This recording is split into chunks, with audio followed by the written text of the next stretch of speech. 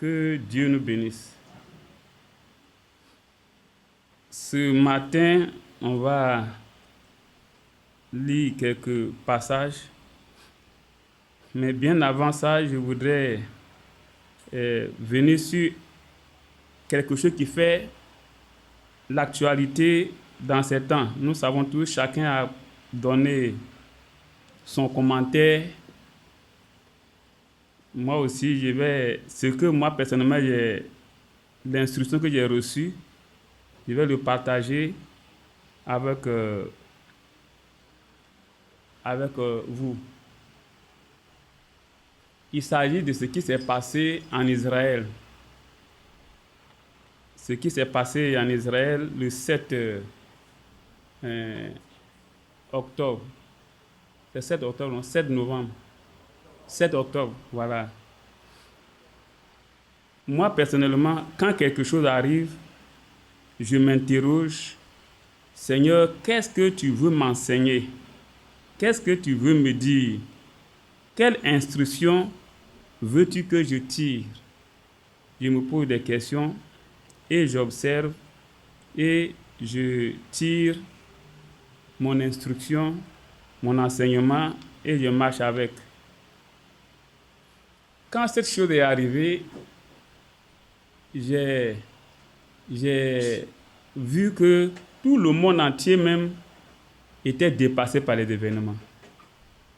Les gens se sont posés beaucoup de questions. Mais comment Israël, qui a le plus puissant service de renseignement sur la terre, comment un coup va être préparé?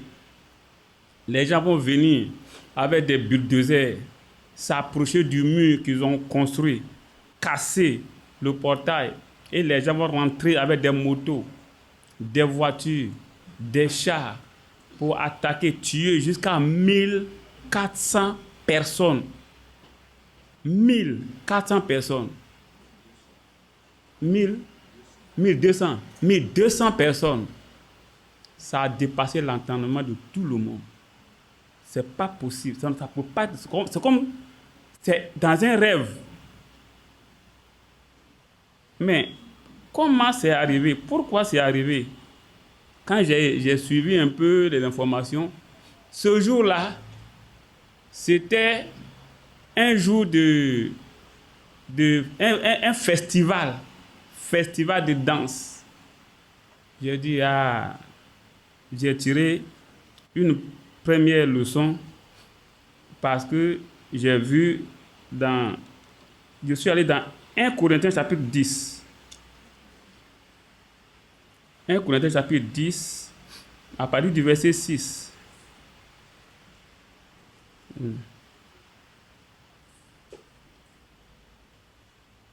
1 Corinthiens chapitre 10, à partir du verset 6.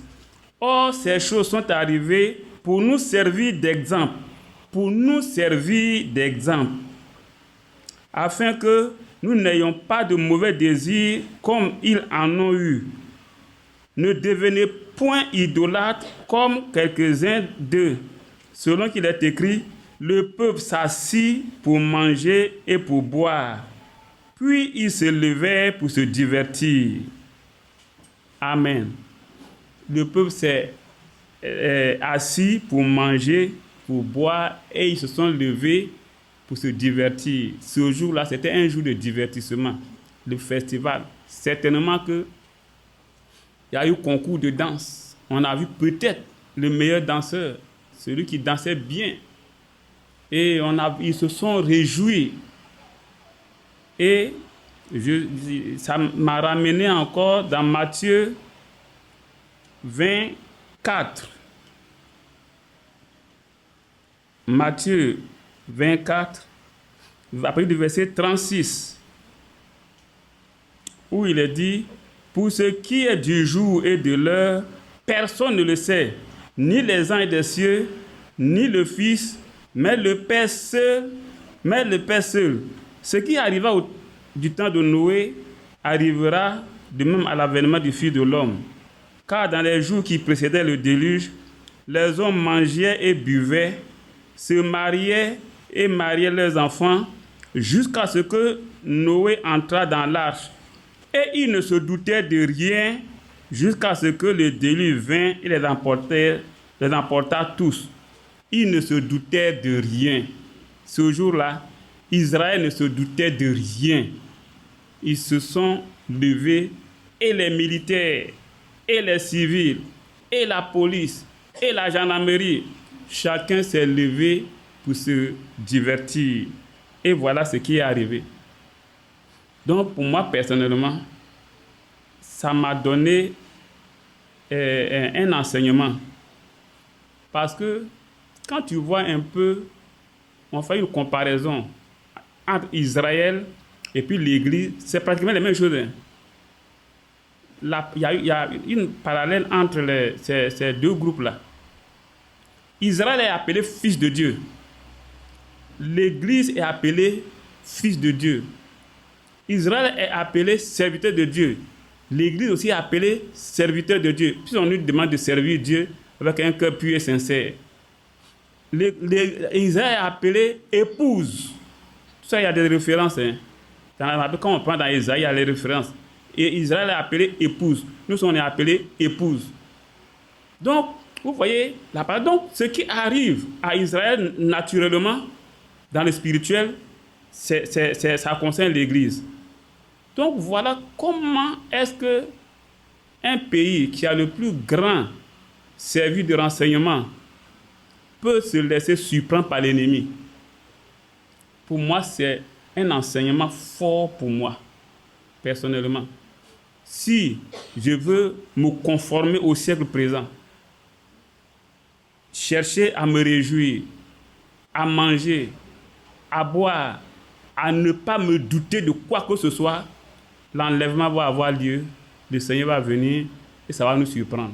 Le Seigneur a bien dit qu'il viendra comme un voleur dans la nuit et personne ne saura à quelle heure il viendra. Donc, ce qui est arrivé, les gens ont fait des lectures, beaucoup de personnes. Il y a une sœur qui m'a appelé pour dire que, voilà, il y a un pasteur qui a pris la Bible, tout ce qui s'est passé là, il a exposé ça clairement. Non, et puis c'est correct, c'est bien. Il a bien exposé, bien expliqué, selon les Écritures. Je lui ai demandé, et puis, il a dit quoi après? Il a dit non, il a dit que le retour du Seigneur n'est pas loin. J'ai dit, tu n'as rien dit encore. Il a dit quoi? Il dit, oui, il dit que vraiment le retour du Seigneur n'est pas loin. J'ai dit, va encore plus en profondeur par ce que tu dis là. C'est comme si tu ne me dis rien. Elle ne comprend pas. Elle dit, mais je sais que tu ne comprends pas ce que je veux dire.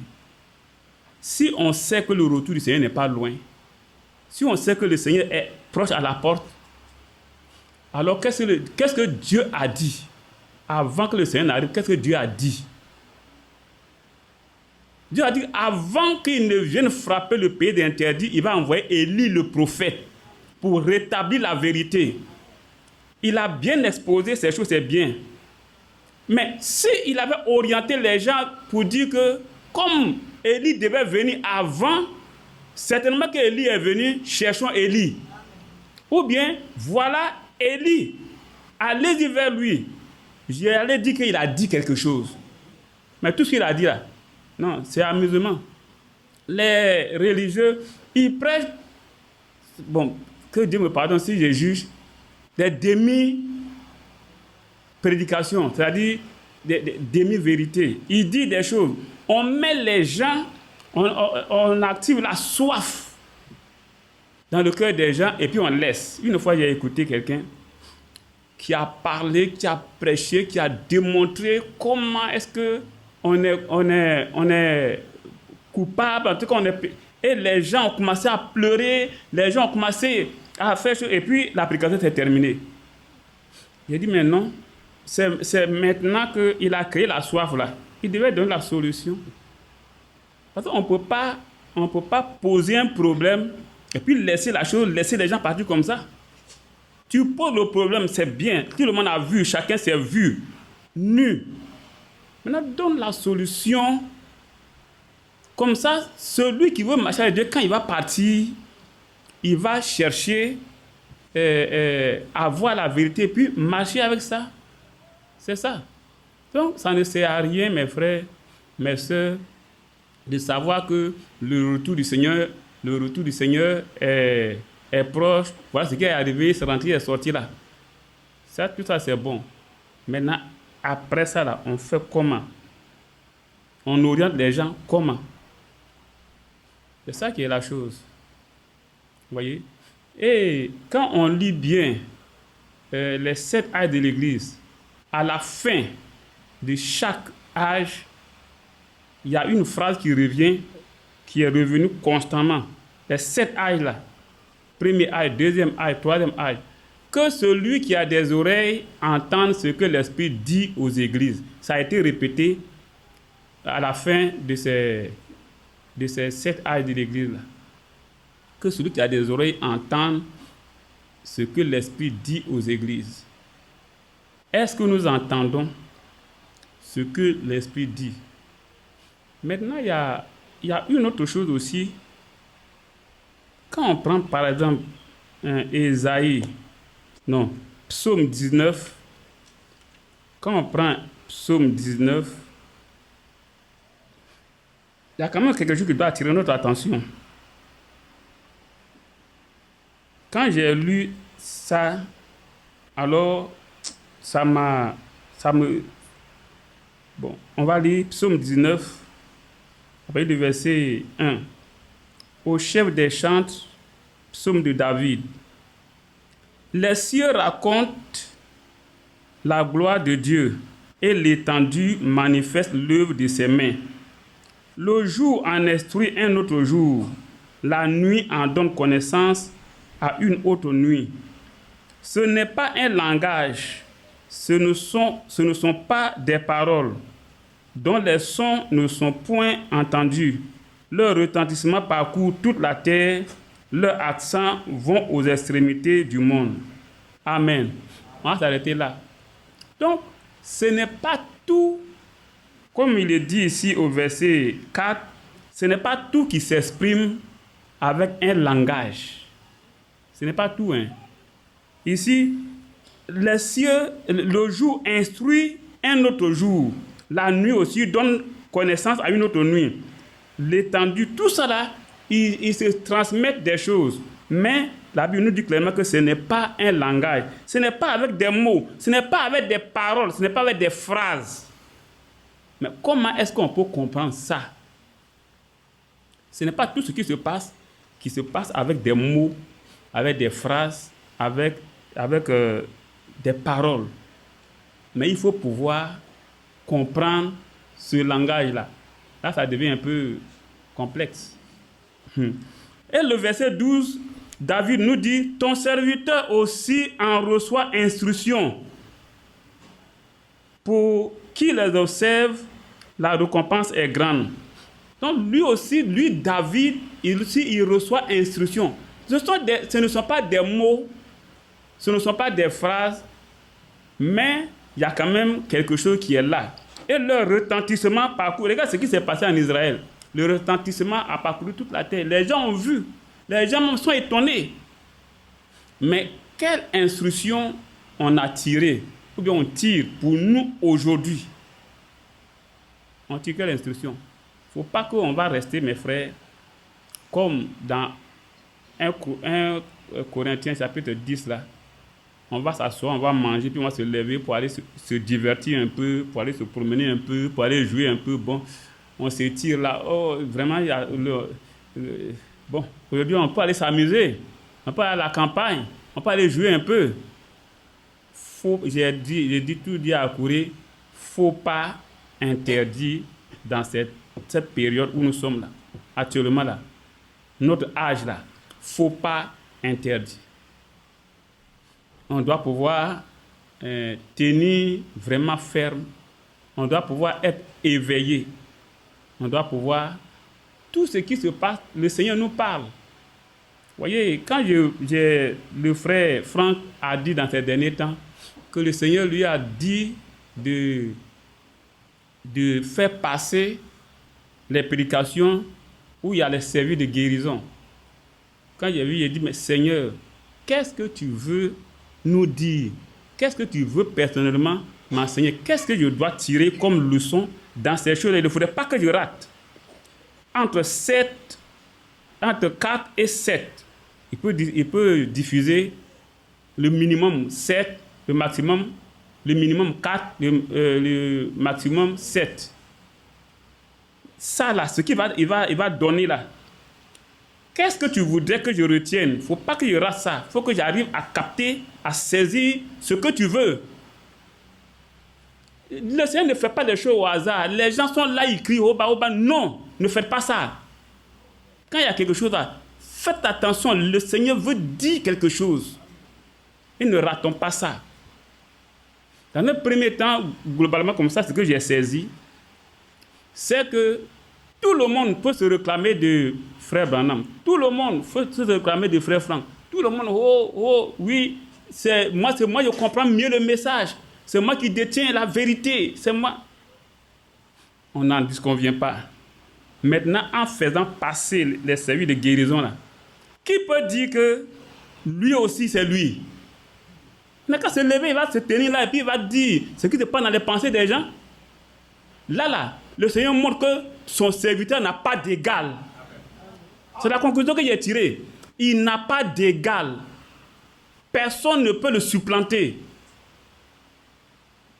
Donc, tout ce que on peut dire, on peut faire là, je reste tranquille. Ce qu'il a dit, ce qu'il a fait, je me tiens à ça. Ne vous laissez pas troubler par quoi que ce soit, par des déclarations que ce soit. Non, ne vous laissez pas troubler. Celui qui peut se comparer à lui, il n'a qu'à se tenir là, faire un service de guérison, puis on va voir aussi. Vous voyez? Mes frères, vous avez une bonne position. Le messager a dit de retourner à la parole, aux Écritures.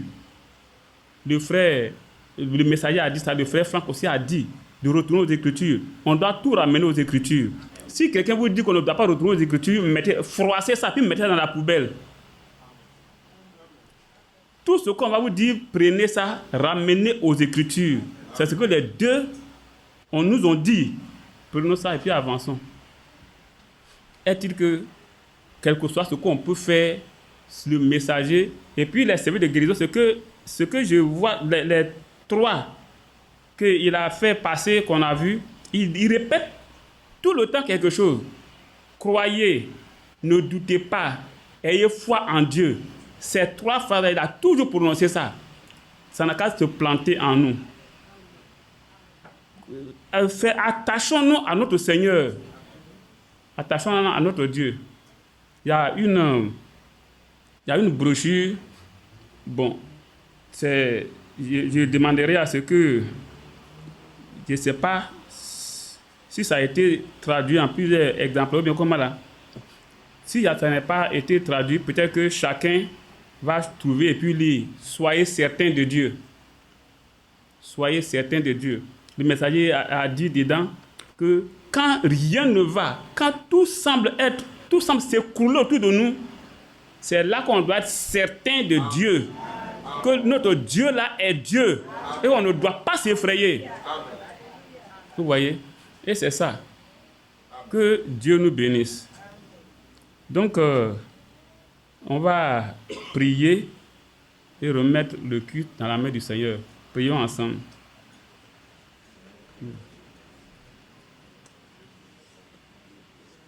Seigneur, notre Père, notre Dieu, nous te disons merci. Ô Père Tout-Puissant, souviens-toi de nous. Alléluia. Gloire à Dieu. Ce matin, tu as permis que nous puissions nous retrouver. Et nous sommes là. Nous te prions de nous parler. Comme tu l'as dit, que celui qui a des oreilles entende ce que l'Esprit dit aux églises. Donne-nous, Seigneur, des oreilles de disciples. Et conduis-nous. Et assiste-nous. Et prends soin de nous. Dans le nom puissant de Jésus-Christ. Amen. Amen. Que Dieu nous bénisse. On va lire dans le livre de Hébreux, Hébreux chapitre 2. On a plusieurs fois lu ce passage. Je reviens là-dessus. Vous savez, souvent quand le frère il parle et puis il pose une question, ça me fait sourire. Quand il pose la question, qui a compris? Qui n'a pas compris? Ça me fait sourire parce que souvent, quand on demande, en tant qu'enseignant, quand on finit un cours, on demande, vous avez compris? Les enfants crient, oui. J'ai dit non, vous n'avez rien compris. Quand vous criez tous comme ça, je sais que vous n'avez rien compris. Et c'est difficile quelquefois à comprendre. Quand même on dit on a compris, on n'a pas compris. C'est pour cela que je reviens souvent, j'ai dit souvent ici que c'est les mêmes choses que je dis, mais je change de texte seulement, c'est tout. Parce que je sais que la première fois, le premier texte, on n'a pas compris. Deuxième texte, on peut ne pas comprendre. Troisième texte, puisque c'est le même contenu, on peut comprendre. C'est pour cela que je reviens. On a lu ce passage à plusieurs reprises. Donc, on va le lire aujourd'hui. Hébreux chapitre 2, du verset 1 au verset 4. C'est pourquoi nous devons d'autant plus nous attacher aux choses que nous avons entendues, de peur que nous ne soyons emportés loin d'elles. Car si la parole annoncée par des anges a eu son effet, et si toute transgression et toute désobéissance a reçu une juste rétribution, comment échapperons-nous en négligeant un si grand salut, qui, annoncé d'abord par le Seigneur, nous a été confirmé par ceux qui l'ont entendu, Dieu appuyant leur témoignage par des signes, des prodiges et divers miracles, et par les dons du Saint-Esprit distribués selon sa volonté. Amen. Que le Seigneur ajoute la bénédiction à sa parole. Ici, il y a trois choses qui sont importantes dans ce texte-là, surtout dans le verset 1. C'est pourquoi nous devons d'autant plus nous attacher aux choses que nous avons entendues, de peur que nous ne soyons emportés loin d'elles. Donc il y a trois choses. La première chose, c'est les choses que nous avons entendues, la parole que nous avons entendue. C'est la première chose, la parole. La deuxième chose qu'on a entendue. Quelle parole qu'on a entendue? Et comment s'attacher à cette parole-là? Voilà ce que ici on nous recommande. Sinon, si on ne s'attache pas à cette parole, on peut être emporté loin d'elle. Et en s'écartant de cette parole, on peut aller à la dérive, faire naufrage par rapport à la foi, comme Paul pouvait le dire, de Hyménée Philette. Vous voyez? Donc, la chose principale, ce que je voudrais faire ressortir, c'est entendre. Mais avant d'entendre, il faut écouter. Donc, on écoute, on entend, on comprend. Et puis, la dernière chose, c'est agir. Ouais, donc, je voulais parler sur ces 4 mots. Ici, la Bible nous exhorte de nous attacher aux choses que nous avons entendues. C'est ça même qui est important, les choses qu'on a entendues, la vérité qu'on a entendue. Qu'est-ce qu'on a entendu? Il faut connaître ça, il faut avoir ça. Ce qu'on a entendu, si c'est la vérité et qu'on s'attache à ça, ça peut nous sauver. Mais si c'est du mensonge et qu'on s'attache à ça, on va à la perdition. Alors, qu'est-ce qu'on a entendu? Il faut savoir ça d'abord. Mais, est-il que, quelques exemples, il y a, quand on lit dans Job chapitre 42, on va le lire, Job 42, du verset 1 au verset 5. Job 42, du verset 1 au verset 7. Je lis. Job répondit à l'Éternel et dit, « Je reconnais que tu peux tout et que rien ne s'oppose à tes pensées. Quel est celui qui a la folie d'obscurcir mes pensées ?» Ici, c'est un dialogue entre Job et puis Dieu. Dieu a parlé à Job. Donc Job est venu s'asseoir et puis il est en train de méditer. Et puis il se rappelle les paroles que Dieu lui a données, Dieu a prononcées. Et maintenant, il donne une réponse. Donc, vous voyez les tirets là. Ça veut dire c'est changement d'interlocuteur. Un changement. Celui-ci finit de... c'est Job qui dit, « Je reconnais que tu peux tout et que rien ne s'oppose à ta pensée. » Il y a un tiret dans ma Bible. Hein. Maintenant, Job se souvient de la question que Dieu lui a posée. Quel est celui qui a la folie d'obscurcir mes pensées? Ça, c'est dans le chapitre 38, le verset 2, que Dieu a posé cette question à Job. Donc, Job se souvient. Maintenant, Job va donner une réponse à ce que Dieu a dit. Il y a un tiret, c'est Job qui parle. Oui, j'ai parlé sans les comprendre, des merveilles qui me dépassent et que je ne conçois pas. Il y a un tiret, c'est Dieu qui va parler. Job se souvient. Écoute-moi et je parlerai. Je t'interrogerai et tu m'instruiras. Job va répondre. Il y a un tiret, Job va répondre. Mon oreille avait entendu parler de toi. Même maintenant, mon œil t'a vu. C'est pourquoi je me condamne et je me repens sur la poussière et sur la cendre.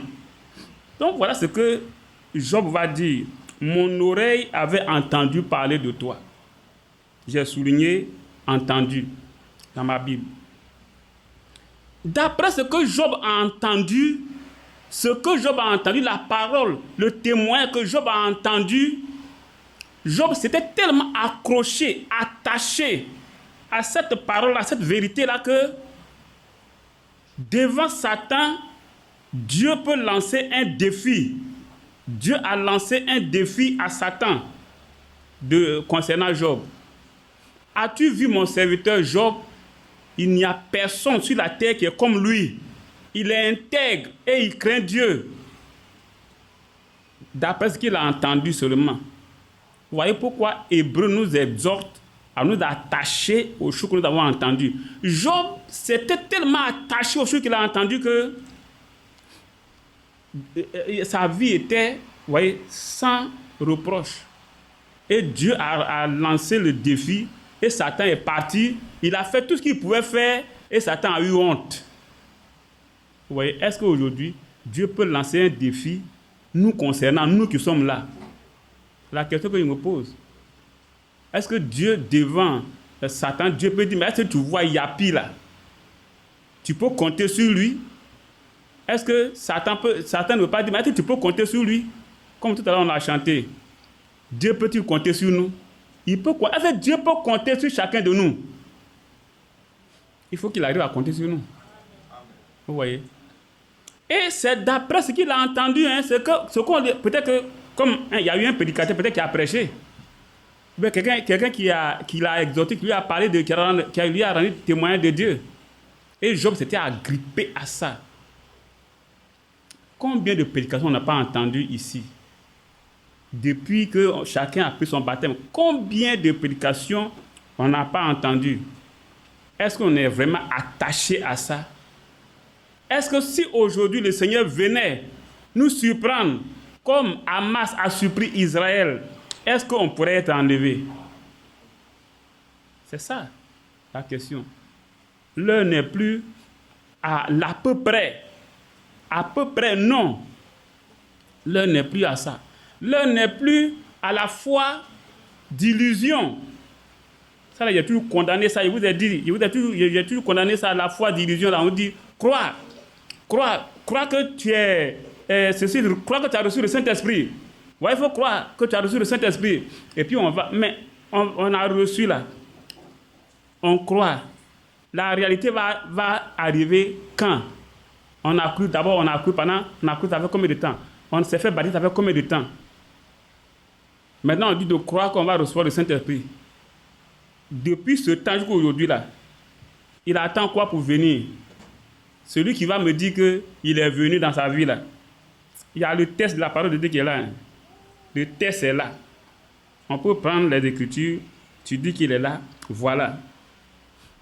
Le premier signe seulement qui va nous bloquer partout, une fois que je vous ai parlé de ça, c'est 1 Corinthiens 13. Quand on prend 1 Corinthiens 13, à partir du verset 4, on dit l'amour ne se vante point. L'amour est ceci, cela. Quand on prend, qu'on lit, après on enlève le mot amour, puis on met Jésus. Quand on lit, c'est correct. Mais quand on enlève Jésus, on enlève l'amour, et puis on met Yapi, la première phrase seulement, ça passe plus. Est-ce que Yapi est patient quand il regarde en lui-même? Est-ce que réellement il est patient? Est-ce que, bon, comme le texte n'est pas devant nous, mais chacun peut lire, et puis mettre son nom, et puis il va voir. Or, en réalité, si l'Esprit de Dieu est là, ça pourrait passer. Ayez en vous les sentiments qui étaient en Christ. Si l'Esprit de Dieu est là, alors on doit être l'image de Christ, c'est-à-dire avoir en nous les sentiments, tout ce qui est en lui. Le frère a parlé dessus quand il a prêché sur Ésaïe 51. Là. Regardez le rocher où vous avez été taillé. Regardez le creux d'où vous avez été tiré. Vous voyez, si le grand rocher, on a pris un marteau qu'on a cassé un petit morceau, le petit morceau, les mêmes constituants, les mêmes éléments, tout ce qui est dans le petit morceau là, ça se retrouve dans le gros. Mais seulement l'autre, c'est un petit morceau. L'autre, c'est le gros bloc. L'autre, c'est le petit morceau. Mais est-il que ce sont les mêmes constituants qui sont dans le gros? Donc, si nous sommes de Christ, alors, mais tout ce qui est de Christ là, ça va se retrouver en nous.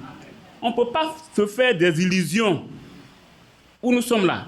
Si on veut essayer de se faire des illusions, mes frères, mes soeurs, l'enlèvement va partir, il va venir, et puis on ne saura rien. On ne saura rien. Que Dieu nous bénisse. Donc voilà, Job, à partir de ce qu'il a entendu, il s'était tellement accroché. Hébreu nous exhorte aussi à nous attacher pour qu'on puisse devenir comme Job. Mais maintenant, il dit, même maintenant, mon œil t'a vu. Ah, là même, ça doit changer tout. Il a entendu seulement, hein, et regardez quel comportement il a eu. Jusqu'à ce qu'il dit que son œil a vu maintenant Dieu. Mais c'est fini. Il sera semblable, il sera comme lui. Vous voyez? À partir du témoignage de ce qu'il a entendu seulement. Regardez comment il s'est accroché. Et nous, tout ce que nous entendons, ça fait quel effet sur notre cœur? On va lire dans 1 Jean, chapitre 1, à partir du verset 1. 1 Jean, chapitre 1, à partir du verset 1. Il est dit, ce qui était dès le commencement, ce que nous avons entendu, Jean revient là-dessus, ce que nous avons entendu, de qui ils ont entendu ça, ils le savent. Qu'est-ce qu'ils ont entendu? Jean va nous parler. Ce qui était dès le commencement, ce que nous avons entendu, ce que nous avons vu de nos yeux et ce que nous contemplons. Nous avons contemplé et que nos mains ont touché concernant la parole de vie. Et la vie a été manifestée et nous l'avons vue et nous lui rendons témoignage. Et nous vous annonçons la vie éternelle qui était auprès du Père et qui nous a été manifestée. Ce que nous avons vu et entendu, nous vous l'annonçons à vous aussi, afin que vous aussi vous soyez en communion avec nous. Or, notre communion est avec le Père et avec son Fils, Jésus-Christ. Et nous écrivons ces choses afin que notre joie soit parfaite. Donc voilà ici que Jean nous dit que ce qu'ils ont entendu du Seigneur, c'est ce qu'ils ont écrit. Ce qu'ils ont vu du Seigneur, c'est ce qu'ils ont écrit pour nous. Donc, en d'autres termes, c'est un témoignage vivant sur tout ce qu'ils ont écrit. Donc, c'est digne de foi. On ne doit pas douter de ce qu'ils ont écrit. Et nous devons prendre ce qu'ils ont écrit au sérieux et marcher avec ça. Vous voyez? Donc, ici, Job, il pouvait considérer ce qui lui avait été dit, les témoignages qui ont été rendus et tout. Les gens disent que Job, c'est le premier livre, c'est l'écrit le plus ancien. Bon, là, on ne sait pas tellement, mais c'est ce que les gens ont dit, parce qu'en ce temps-là, les gens pouvaient vivre des centaines d'années, comme au temps de Noé, au temps de Enoch, où les gens vivaient des 200 ans, des 300 ans. Puis quand on voit, après ces malheurs-là, il a pris une femme, ils ont eu des enfants encore, puis on dit qu'ils ont vécu longtemps. Ça, c'est comme ce que les gens ont dit. Mais est-il que nous, à notre temps, nous savons que Job s'est attaché à la parole de Dieu et tout le temps. Donc, mes frères, il y a un problème, ça dépend de ce que nous entendons, de qu'est-ce que nous entendons. Nous nourrissons notre pensée de quoi? J'ai souvent demandé aux frères et aux sœurs qui vont sur Internet, qui vont sur les choses, qui sont abonnés à des chaînes où ils écoutent des prédications. Je lui dis, mais qu'est-ce que vous tirez de bon même dedans? Qu'est-ce que vous tirez de ces prédications-là? Des choses qui vous chatouillent l'oreille, c'est-à-dire qui vous plaisent. J'ai vu dans ce message-là des gens qui ont parlé, c'est-à-dire quand ils prennent la parole comme ça, là, il n'y a pas point, il n'y a pas virgule. Ils vont pas aller jusqu'au bout là-bas, et puis il va crier, wouh, et puis il va continuer. Et les gens, il y a des gens qui applaudissent, ils disent, ah, ça c'est vrai, ça c'est un vrai prédicateur. Je dis, mais, et puis après ça, ça fait quel effet? Moi, c'est ça qui m'intéresse. Quel effet ça fait sur le cœur? C'est tout, hein. Que ça soit beau, que ça soit décousu, ça fait comment? Mais ça a eu quel effet sur le cœur? Alors, je ne sais pas qu'est-ce qu'on s'en va chercher dans cette, j'appelle ça poubelle. Vous voyez? Parce que non seulement Dieu a dit à son serviteur qu'il allait avoir, selon Amos 3, il allait avoir une famine. Donc, en fonction de cette famine-là, d'emmagasiner la nourriture. Et c'est ce qui a été fait. Il a même choisi quelqu'un qui devait distribuer cette nourriture et qui le fait. Je ne sais pas pourquoi on peut laisser ça et puis aller prendre encore autre chose. Et où? Je ne comprends pas. Je ne sais pas. Vous voyez? C'est nous-mêmes, on se cherche. C'est ça qu'on appelle, les gens, ils ont mangé, ils ont bu, puis ils se sont levés pour se divertir. Dans ça là aussi, il y a la diversion aussi est dedans. On laisse la nourriture qui est là, et puis on s'en va se balader ailleurs. On s'en va ramasser et écouter autre chose. On sera surpris. Et je prie que Dieu nous aide à ne pas être surpris. Vous voyez que ici, comme entendre, c'est très important, le Seigneur a donné quelques conseils. On va lire et puis on va revenir sur nos textes. Marc chapitre 4.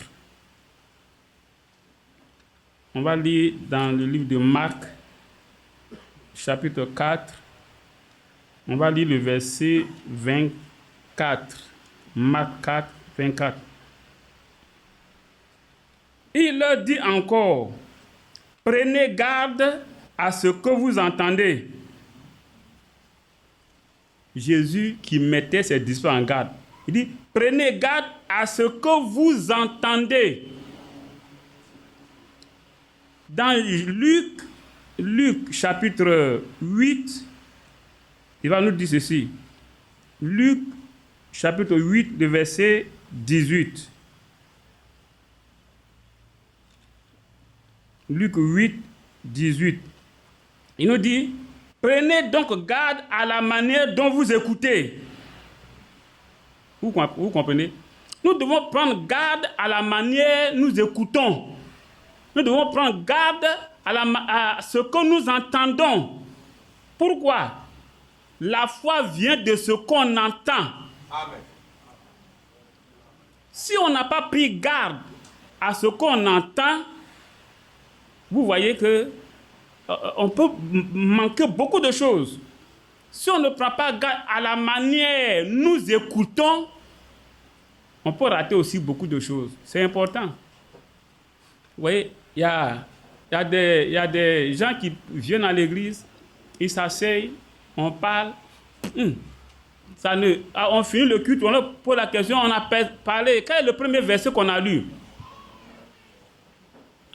On dirait que c'est dans Matthieu. Hein? Non, c'est dans Luc, Non, c'est dans Hébreu, c'est Hébreu 2. Vous voyez? Comment on a écouté, comment on a entendu? Et qu'est-ce qu'on a entendu? Et on est venu à l'église pourquoi? Vous voyez, mes frères, c'est ça. Jésus a donné cet avertissement-là. Prenez donc garde à la manière dont vous écoutez. On peut écouter de la bonne manière, on peut écouter de la mauvaise manière. Ça, c'est clair. Il y a des gens, quand ils viennent, ils vont venir s'asseoir. On leur dit là, on va écouter Yapi. On va voir. Et puis, on va chercher à relever des choses pour après dire que non, il a dit ça, ce n'est pas scripturel, ce n'est pas selon les Écritures. C'est-à-dire, oui, on cherche, on écoute pour chercher des poids sur les œufs. Quand tu vas trouver beaucoup même. Beaucoup même. Tu vas trouver même que les œufs même sont poilus. Même, tu vas dire que les œufs sont poilus. Alors que l'œuf n'est jamais, il n'y a pas de poids dessus. Mais quand on vient et puis on cherche ce qui peut nous avancer là, peut-être c'est un mot, 2 mots là, ça va nous avancer. Et de la bonne manière. Prenons garde à la manière dont nous écoutons. Et prenons garde aussi à ce que nous voyons et que nous écoutons. Vous voyez? Que Dieu nous aide. Voilà ce qui s'est passé encore quelque part au temps de Jésus. On va lire ça et puis maintenant on va aller devant. Jean chapitre 12. Jean chapitre 12, à partir du verset 28. Jean chapitre 12, à partir du verset 28. Père, nous connaissons tous ça. Dans Jean chapitre 12, c'est avant la Sainte Seine, Jésus a parlé à ses disciples. Et quand il a fini de parler, c'est là qu'il a fait cette déclaration. Père, glorifie ton nom. Et une voix vint du ciel. Je l'ai glorifié et je le glorifierai encore. La foule qui était là et qui avait entendu disait que c'était un tonnerre. D'autres disaient, un ange lui a parlé. Jésus dit, ce n'est pas à cause de moi que cette voix s'est fait entendre. C'est à cause de vous. Amen. Vous voyez, quand Jésus a dit, l'heure est venue, glorifie ton nom, il y a eu quelque chose qui s'est passé. Ce qui s'est passé là, quand on dit ici la foule, c'est-à-dire tout ce qui était là, le grand nombre, tout ce qui était là, 99%, ils ont dit que c'est le tonnerre. Et aujourd'hui, c'est la même chose. Hein. Des choses se passent, les gens ne voient que brouillard. Les gens ne voient que des éclairs. C'est-à-dire, ils sont embrouillés, ils regardent mais ils ne voient rien. Là, voilà quelque chose qui s'est passé. On dit que non, c'est un tonnerre. D'autres, ceux qui sont un peu plus avancés, ils ont dit qu'un ange lui a parlé. C'est-à-dire, ils ont su que, quand même, il y a eu une voix. On dit que non, c'est un ange qui lui a parlé. Mais Jésus a dit que c'est à cause de vous que cette voix s'est fait entendre. Et lui, il a dit clairement les paroles. Je l'ai glorifié et je le glorifierai encore. Voilà ce qui a été dit. N'est-ce pas? Je l'ai glorifié et je le glorifierai encore. Voilà ce qui a été dit. Mais les gens ont entendu ça comme un tonnerre. D'autres on dit que c'est un ange qui lui a parlé. Pour eux, ce n'est pas eux. Hein. Un ange a parlé à Jésus. Vous voyez comment souvent on comprend les choses. Quand l'application arrive, c'est pour tel. Frère Franck prêche, il dit des choses. Et puis il dit non, c'est pour ceux qui sont partis là. Ça, c'est pour le groupe, ceux qui sont sortis là. Ça, c'est pour eux. Vous comprenez? Non, un ange lui a parlé. C'est pas à nous, hein, mais c'est à lui. Alors, ce que Frère Franck dit, c'est pour eux qui sont sortis là. C'est pour eux. Et toi-même là, ce qu'il dit là, ça te fait quoi sur ton âme? Mais à partir du moment où tu attribues ce qui a été dit aux autres, tu vas demeurer dans ta position. Tu ne comprendras rien. Tu vas avancer pour comprendre, vous voyez. C'est pour cela que moi, j'ai toujours ramené les choses à moi-même. Attaque de Hamas. Seigneur, qu'est-ce que tu veux m'enseigner par là? Qu'est-ce que tu veux que je tire comme leçon, comme instruction en tant que croyant? Le Seigneur n'a qu'à faire passer les prédications qui sont terminées par des services de guérison. Seigneur, qu'est-ce que tu veux enseigner à ton peuple? Moi aussi, je te demande pardon, permets que je puisse percevoir ce pourquoi tu as donné ce ordre-là. Il faut tout ramener à soi. Peut-être on peut dire que c'est égoïste, hein. Mais la foi est individuelle, non? Qu'est-ce qu'on dit là? Ouais, la foi est individuelle, c'est personnel. Comment moi je dois faire pour ne pas rester, pour ne pas manquer l'enlèvement? C'est ce que je cherche. Hein? Donc, ce que je lis, ce que je cherche, quand on me dit de parler, je ne peux pas aller chercher autre chose que je ne connais pas. Ce que je sais comme expérience, ce que je consens qui est bien, c'est ce que aussi je partage avec vous. Donc, c'est pourquoi il a toujours dit que si quelqu'un trouve que ça ne lui convient pas, on ne fait pas d'histoire. Froisser, jeter à la poubelle et puis avancer. C'est ce jour-là qu'on verra la vérité. Que Dieu nous aide. Donc, voilà que ici, Jésus a parlé, Dieu a répondu, mais voilà comment les gens ont interprété. Aujourd'hui, tout ce qui se passe là, comment est-ce que nous interprétons? C'est pour nous, c'est pour les autres, ou bien on ne comprend rien du tout dedans. Et c'est ceux-là qui sont nombreux. Hein. La plupart du temps, l'église là, quand vous voyez que dans une église, il y a 1000 personnes là, 999 personnes, c'est ça là, la foule. La plupart du temps, on suit le mouvement, on ne comprend rien. Mais il faut pouvoir aller devant le Seigneur, prier pour que Dieu puisse nous éclairer. On doit avancer, on doit pouvoir avancer individuellement. Je vais lire quelques passages de ce que le frère a mentionné dans Soyez certains de Dieu quand on va arriver là. Et puis, vous allez voir que Dieu nous aide. Donc, maintenant, puisque entendre là, c'est important, écouter aussi, c'est important, alors, il faut d'abord... Qu'est-ce qu'on maintenant on entend? C'est ça aussi qui est la deuxième chose. Nous sommes au 21e siècle. Qu'est-ce que nous avons entendu? Nous avons entendu quoi? Jean chapitre 1, après le verset 1, Jean a dit que ce que nous avons entendu, eux aussi ils ont entendu quelque chose du Seigneur. Et Pierre a rendu le témoignage. Quand on lit dans 2 Pierre chapitre 1, 2 Pierre chapitre 1, après le verset 19. 2 Pierre chapitre 1, après le verset 19. Ici, il dit, nous tenons d'autant plus certaine la parole prophétique à laquelle vous faites bien de prêter attention, comme à une lampe qui brille dans un lieu obscur. Autant de Pierre, Ils ont prêté attention à des paroles prophétiques. Et Pierre les exhorte à prêter attention à ces paroles prophétiques qu'ils ont entendues.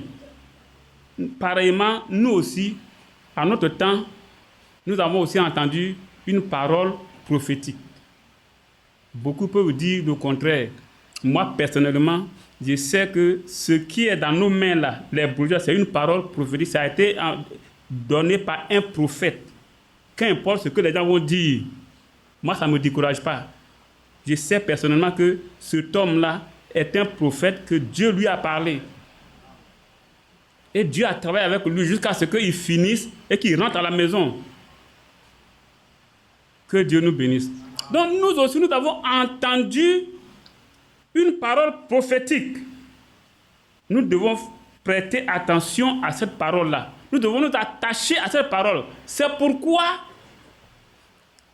quand on dit que le messager a dit telle chose, nous acceptons de nous accrocher à ça, quelles que soient les critiques, quels que soient ce que les gens peuvent dire, les jugements. Ça ne nous effraie pas parce que nous savons que ce tort-là a été donné. Nous devons prêter attention à cette parole prophétique. Que Dieu nous aide. Maintenant, combien, je crois que nous tous qui sommes là, nous avons considéré que ça, c'est une parole prophétique. C'est-à-dire ce que le messager a envoyé, c'est une parole prophétique. Voilà pourquoi nous sommes venus ici. Maintenant, est-ce que nous sommes attachés réellement à ça? Est-ce que nous sommes attachés à ça? Quand on voit aujourd'hui beaucoup de personnes qui sont des personnes influentes dans des assemblées, qui dirigent peut-être des assemblées, revenus sur des légèretés, on se pose la question, est-ce que les gens s'attachent réellement? Ce qu'ils soutiennent là, est-ce que c'est soutenu par le messager, c'est soutenu par le serviteur fidèle et prudent? On se pose la question. Quand quelqu'un peut dire que boire là, ce n'est pas un péché, mais c'est l'ivrognerie, alors que le messager a dit que un matin, il partait quelque part à l'église et puis il a mis une radio et les gens là disaient que bon, apprenez à vos enfants à boire sobrement, avec modération. Et il a dit que ça c'est la plus l'abomination qu'on ne doit pas chercher à imiter. Comment on peut apprendre à quelqu'un à boire modérément? Alors, le serviteur fidèle prudent a dit que depuis l'âge de 14 ans qu'il s'est donné au Seigneur, il n'a jamais bu un verre de bière. Maintenant, aujourd'hui, la boisson est devenue chose monnaie courante dans l'église. Ah, ça aussi, comme chacun choisit la voie qu'il veut, allons de l'avant. Allons de l'avant. À Corée, je leur ai dit que ce n'est pas boire là-haut. C'est un besoin, c'est un... Bon, en tout cas, je ne sais pas. C'est nécessaire, c'est urgent. Ben, en tout cas, je ne comprends pas. Expliquez-moi un peu. Je sais une chose. Si on me bouche le nez et la bouche, c'est-à-dire si je ne respire pas, en moins de 2 minutes, vous allez voir un cadavre devant vous ici. N'est-ce pas? Si je ne bois pas, au bout de 10 jours, je serai déshydraté. Vous allez voir que quand on va me tenir comme ça, là, je ne pourrai pas tenir, je vais balancer pour tomber. Si je n'ai pas mangé, au bout de 30 jours, vous allez voir que je ne pourrai plus tenir. Je peux mourir. Mais, mon frère Aladin, ça fait combien de temps que tu n'as pas bu liqueur? Je me demande, depuis qu'il a accepté le Seigneur, si ça fait 10 ans, 15 ans, il n'a pas bu. Lève-toi. Est-ce qu'il a maigri? Est-ce qu'il est malade? Mais alors, où est la nécessité de boire là? Où est la nécessité de boire là? Et puis, quand on dit que non, ce n'est pas dit de ne pas boire, elle dit c'est écrit de ne pas boire. Je dis, mais est-ce qu'on est... Attends. Est-ce qu'on lit la Bible même? Quand on prend Galates chapitre 5, et puis du verset 19 au verset 21, là, quand on lit là, on dit, mais les œuvres de la chair, on a commencé à citer, on a dit l'envie, l'ivrognerie, ainsi de suite. Vous voyez que envie suit ivrognerie. L'envie là, c'est quoi? C'est un besoin? C'est une nécessité? Non. On a envie de boire, on désire boire, on veut boire. Et puis on s'en va, on prend le verre et puis on boit. Voilà. Si l'envie est condamnée et que la boisson, ce n'est pas une nécessité, comme la respiration, comme la nourriture, comme l'eau, ça veut dire que ça devient un péché. L'envie est un péché. Ce qui te pousse à boire, c'est l'envie, donc c'est un péché. Ça fait partie des œuvres de la chair. Si ce n'est pas juste que quelqu'un m'invite et puis on va faire le débat, qu'on puisse, qu'il n'a qu'à m'expliquer qu'est-ce qui le pousse à boire. C'est tout. Que Dieu nous aide. Bon, on n'a qu'à quitter dans ça, je crois que nous qui sommes ici, on n'est pas concernés par ce débat-là. Maintenant, on va parler du troisième mot, comprendre. Daniel va nous dire quelque chose. Et puis là aussi, je crois qu'on pourra être classé. Chacun pourra retrouver sa position. Daniel chapitre 12. Daniel chapitre 12, à partir du verset 5. Daniel 12, verset 5 au verset 10. Et moi, Daniel, j'ai regardé et voici 2 autres hommes se tenaient debout, l'un en deçà du bord du fleuve et l'autre au-delà du bord du fleuve. L'un d'eux dit à l'homme vêtu de lin qui se tenait au-dessus des eaux du fleuve, « Quand sera la fin de ces prodiges ?» J'entendis l'homme vêtu de lin qui se tenait au-dessus des eaux du fleuve.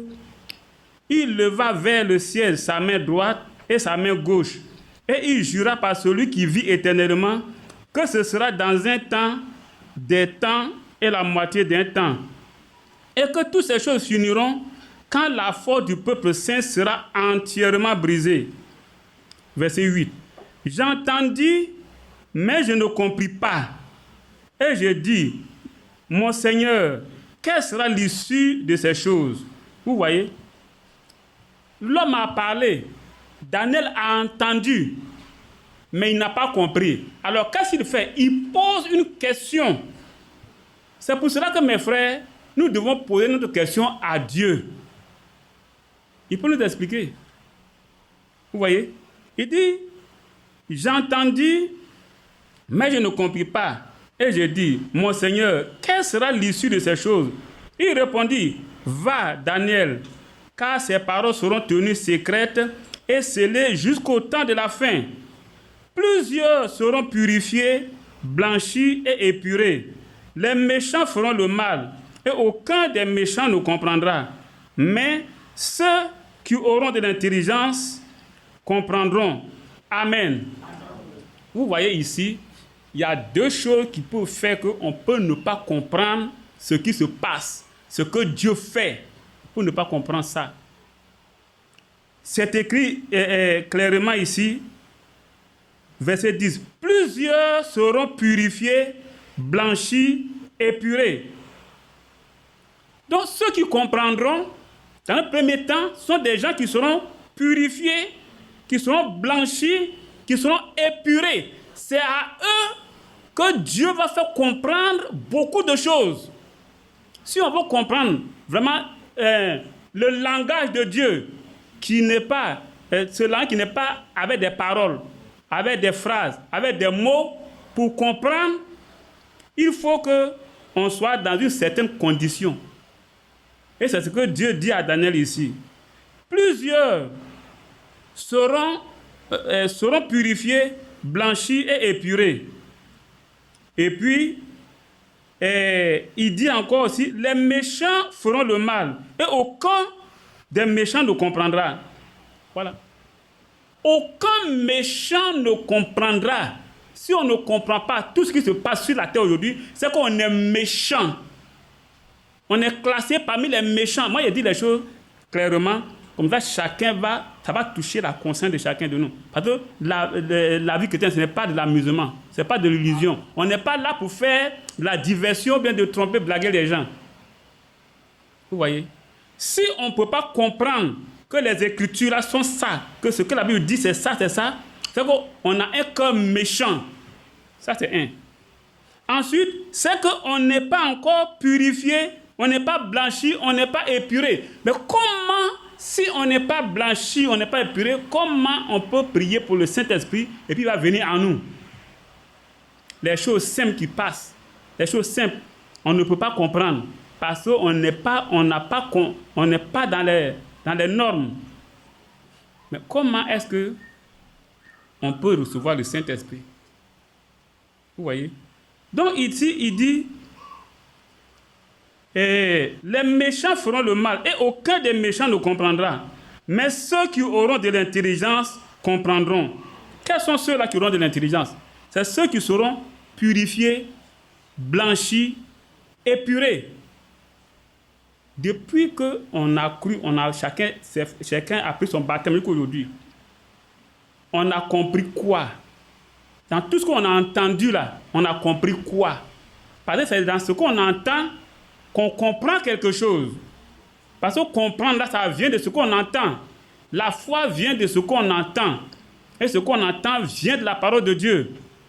Si on comprend mal, alors, mes frères, on ne pourra pas... Si on entend mal, on ne pourra pas comprendre. À supposer qu'on est là. Moi, je suis d'un groupe ethnique. Mon frère aussi, on n'est pas du même groupe ethnique. Si je dis dans ma langue, donne-moi de l'eau à boire, dans ma langue, quelle réaction il va avoir? Quelle réaction je veux qu'il ait? Il va avoir quelle réaction? Il va rester assis. Pourquoi?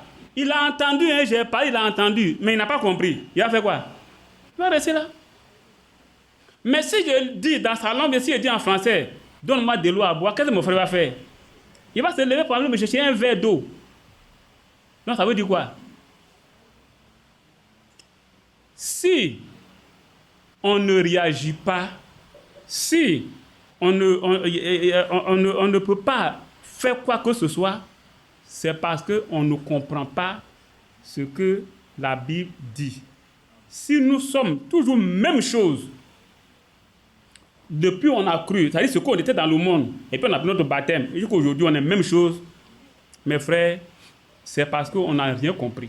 On entend, on vient à l'église, on entend, mais on ne comprend pas. Alors il ne peut pas avoir d'effet. Vous allez vous le voir, c'est la Bible qui le dit, on va le lire. On va le lire après. Vous voyez? Dans Jean chapitre 13,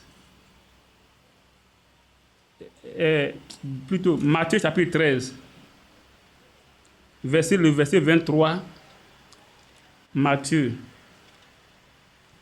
chapitre 13, le verset 23, et puis le verset 51.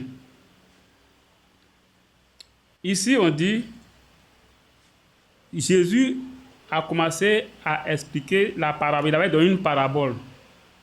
Et puis, ses disciples lui ont posé la question. Et puis, Jésus a répondu. Il a dit, celui qui a reçu la semence dans la bonne terre, c'est celui qui entend la parole et la comprend. Amen. Vous voyez? Entendre et puis comprendre, ça fait deux choses différentes. Il faut d'abord entendre. Si tu n'as pas entendu, tu ne peux pas comprendre. Il y avait des Ivoiriens qui étaient partis au Sénégal, dans une école. Et puis, quand ils sont rentrés, que le professeur est venu, il a parlé quelque chose comme ça. Et puis, les deux Ivoiriennes se sont tournées comme ça. Quand les deux sont retournés, chacun avait une question à cœur. Qu'est-ce qu'il a dit? L'autre aussi a dit, mais tu as compris ce qu'il a dit? C'est-à-dire, en même temps, c'est venu. Au moment où l'autre disait, qu'est-ce qu'il a dit? L'autre a dit, est-ce que tu as compris ce qu'il a dit? Le garçon qui est là-bas, lui, il a levé la main et dit, monsieur, on n'a rien compris de ce que tu as dit. Hein. Il a dit, mais ah bon? Tu es venu pour apprendre ici, tu ne veux pas? J'ai dit que je suis monsieur tel, votre professeur de comptabilité. Que ça, il a dit dans leur accent là, les Ivoiriens n'ont rien compris. Mais s'ils ont entendu quelque chose qui n'a même pas de sens, mais comment est-ce que, si ça doit continuer dans ce langage-là, comment ils vont terminer les cours? Voilà l'inquiétude. Donc, pour comprendre, il faut d'abord entendre. C'est important. Les sourds-muets, ils ne parlent pas, c'est parce qu'ils n'entendent pas. Parce qu'il n'y a aucun son qui rentre. Parce que ce sont les sons qui rentrent là qu'on reproduit, que la personne, les gens reproduisent. Si aucun mot n'est rentré dans ton oreille, tu ne peux pas reproduire. Donc c'est ce qui fait que la plupart du temps, les malentendants là sont muets et ne parlent pas. C'est vrai qu'il y a des gens qui ont des problèmes de langue. La langue ne peut pas se tourner. Même ceux qui parlent là. Quelquefois, il y a des gens qui prononcent mal. Ils ne peuvent pas bien tourner la langue. Ça, c'est autre déformation. Mais les 95% des sourds-muets, c'est parce qu'ils n'entendent pas qu'ils ne peuvent pas parler.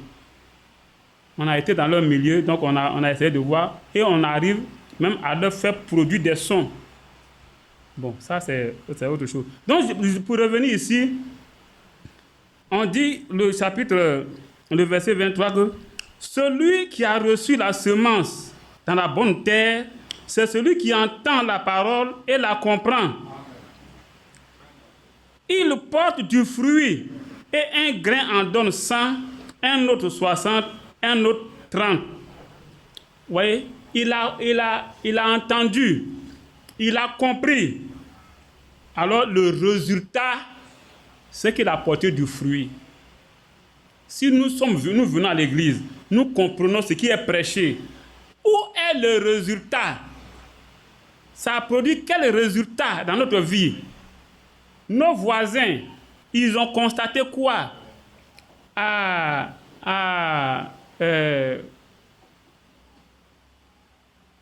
Avec les disciples de Jésus, vous voyez, quand les gens ont regardé, ils ont constaté le changement qu'il y a eu lieu dans leur vie. Alors, comment ils les ont appelés? Avant, on les appelait les disciples de Jésus. Mais là, on donne quel nom? Chrétiens. Vous voyez? C'est parce qu'ils ont vu, les païens, les voisins, les gens ont vu un résultat. Et ce résultat, c'est après avoir entendu la parole de Dieu et compris. Et alors, ce qui s'est passé dans leur vie, c'est ce que les autres ont vu. Qu'est-ce que nous montrons à nos voisinages? Qu'est-ce que nous montrons aux gens qui nous entourent? Qu'est-ce que nous montrons au monde? Qu'est-ce que nous avons compris? Parce que si on n'a pas compris quelque chose, on ne peut pas exécuter. Le verset 51 nous dit ici c'est quand Jésus a fini de parler toutes ces choses, et puis il a demandé, avez-vous compris toutes ces choses? Oui, répondit-il. C'est à cette question-là que je disais là, tout à l'heure. Là. Avez-vous compris? Et puis on dit oui. Vous pensez que les disciples ont compris tout ce qui s'est passé là? Jésus a expliqué, ils n'ont pas compris. Ils n'ont pas compris. Parce que quelque part, ils ont posé la question, mais pourquoi est-ce que tu leur parles en parabole? Au lieu de dire, explique-nous, ils se plaignent, ils disent, mais tu leur parles en parabole, ils ne comprennent pas. Mais il faut bien expliquer, les choses vont comprendre. Ils font comme si ils s'inquiètent pour les autres, alors que c'est eux-mêmes qui cherchent à comprendre. Que Dieu nous bénisse. Mes frères, qu'est-ce que nous entendons? Qu'est-ce que nous avons entendu dans ces derniers temps? Ce message-là, ce n'est pas n'importe quel message. 2 Timothée chapitre 3. 2 Timothée chapitre 3. À partir du verset 13. Ici, Paul rejoint un peu Daniel. Il dit, mais les hommes méchants et imposteurs avanceront toujours dans le mal, égarant les autres et égarés eux-mêmes. Donc ici, Paul nous montre que les méchants là, ceux qui entendent mais qui ne comprennent pas ou bien qui ne veulent pas comprendre là, ceux-là, ce sont des imposteurs et des méchants qui avanceront toujours plus dans le mal, s'égarant, étant égarés eux-mêmes et égarant les autres. Vous voyez? Et aujourd'hui, c'est ce qu'on peut trouver souvent à la tête des assemblées. À la tête des assemblées. Des gens qui eux-mêmes, étant égarés, égarent aussi les autres. Ça, c'est... Et puis, ce qui est un peu chaud, c'est que la dernière fois, le frère a parlé, la dernière prédication, le dimanche soir, il a parlé du discernement. C'est très important. Hein? Suivons très bien cet enseignement-là. Où nous sommes là, sans le discernement, on va être égaré. Parce que l'ennemi est venu avec des ruses sophistiquées. Avec des ruses. Alors, si on ne fait pas attention, une petite chose, on peut prendre ça à la légère et puis ça peut nous déporter à des kilomètres loin du but. Vous voyez? Alors, que Dieu nous aide. Donc, les méchants ne vont pas comprendre. Les imposteurs ne vont pas comprendre. Ceux qui cherchent leur propre intérêt, ils ne vont pas comprendre. Ceux qui cherchent le plaisir pour leur propre corps, là, c'est-à-dire ils cherchent à satisfaire leur désir, leur plaisir personnel, là, ils ne vont pas comprendre. Ils ne vont pas comprendre. Alors, ils vont manger, ils vont se lever pour se divertir. L'enlèvement va venir, fiaou, ça va passer. On ne comprendra rien. Maintenant, pour celui qui a écouté, bien écouté, qui a entendu quelque chose et qui a compris ce qui a été dit, ça donne un résultat. Ça peut lui permettre d'agir. Et ce résultat-là, c'est ce qu'on appelle les œuvres.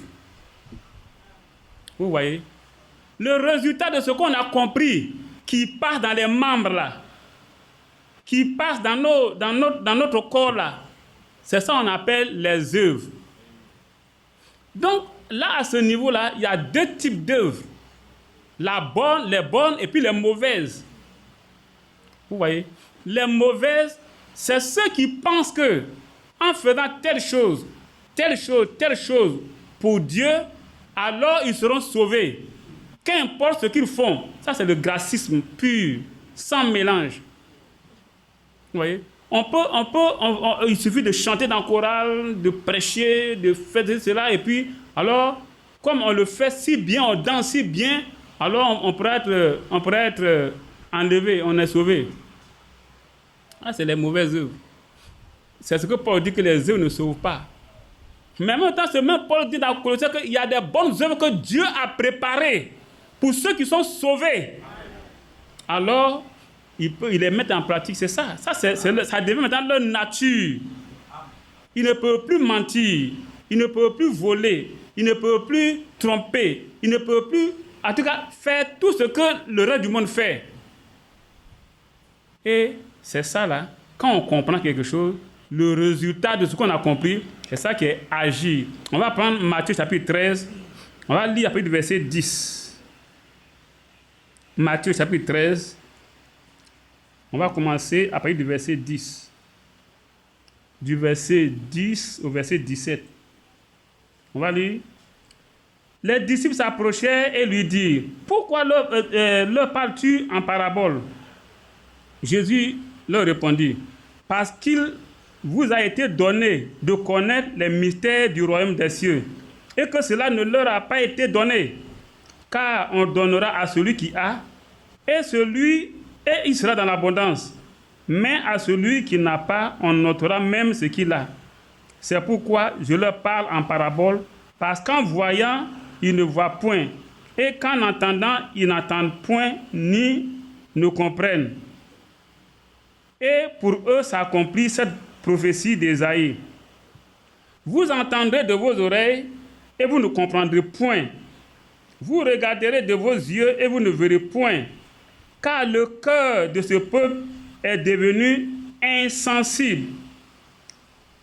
Ils ont endurci leurs oreilles et ils ont fermé leurs yeux, de peur qu'ils ne voient de leurs yeux, qu'ils n'entendent de leurs oreilles, qu'ils ne comprennent de leur cœur, qu'ils ne se convertissent et que je ne les guérisse. Amen. Vous voyez? Voilà ce que le Seigneur a dit. Et Ésaïe a prophétisé sur ça. Qu'un temps va arriver où le peuple là va fermer les yeux. Des choses vont se passer. Mais ils vont dire, celui-là, il pouvait dire au frère Branham que il faut prendre une fille là, tu vas couper son bras et puis tu vas faire pousser. Là, il va te croire. Elle dit, mais tu ne croiras pas. Même si, mais attends, donne pour ton bras, on va couper. Pourquoi c'est pour la fille là, tu veux qu'on coupe? Ah ouais. Ils ne sont pas prêts, ils n'étaient pas prêts ce jour-là à accepter quoi que ce soit de Dieu. Donc, ils voient, ils regardent, mais ils font semblant de ne pas voir. Ils écoutent, ils entendent, mais ils ont fermé leur cœur pour ne pas comprendre. Et pour ceux qui écoutent, qui entendent, qui comprennent, qui ouvrent leur cœur pour comprendre, il y a un résultat. Le résultat ici, il dit, ils se convertissent. Et quand ils se convertissent, alors Dieu les guérit.